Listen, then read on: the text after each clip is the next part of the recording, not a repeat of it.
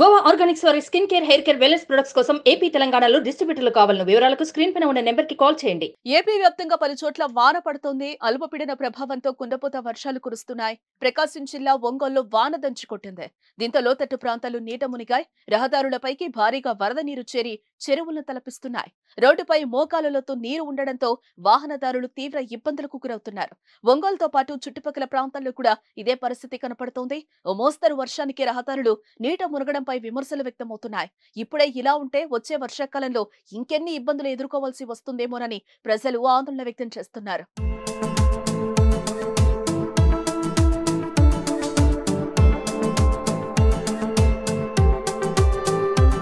ఆగ్నేయ అరేబియా సముద్రం ఆనుకుని ఉన్న కేరళ నుంచి మరఠ్వాడా వరకు విస్తరించిన ద్రోణి ఇప్పుడు దక్షిణ అంతర్గత కర్ణాటక నుంచి తూర్పు విదర్భ వరకు సముద్ర మట్టానికి సగటున 0.9 కిలోమీటర్ల ఎత్తు వరకు విస్తరించి ఉంది.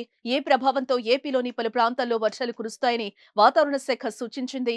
నేడు పార్వతీపురం, మన్యం జిల్లా, అల్లూరి, అనకాపల్లి, కృష్ణా, కర్నూలు, నంద్యాల, అనంతపురం, సత్యసాయి, వైఎస్ఆర్, అన్నమయ్య, చిత్తూరు, తిరుపతి జిల్లాల్లో అక్కడక్కడ పిడుగులతో కూడిన తేలికపాటి నుంచి మోస్తరు వర్షాలు కురిసే అవకాశం ఉందని వాతావరణ శాఖ హెచ్చరించింది. మరోవైపు దేశ ప్రజలకు వాతావరణ శాఖ చల్లని కబురందించింది. మే 31కి 2 రోజులు అటు ఇటుగా నైరుతి రుతుపవనాలు కేరళ తీరాన్ని తాకుతున్నట్లుగా బుధవారం ప్రకటించింది. ఎల్నినో ప్రభావంతో ఈసారి ఆగస్టు, సెప్టెంబర్ కాలంలో సాధారణం కంటే అధిక వర్షపాతం నమోదు కావచ్చని గత నెలలో వాతావరణ శాఖ పేర్కొంది. అందుకు అనుగుణంగానే రుతుపవనాల కదలిక ఉందని తెలిపింది. వాతావరణ ప్రకటనతో రైతులు ఆనందం వ్యక్తం చేస్తున్నారు.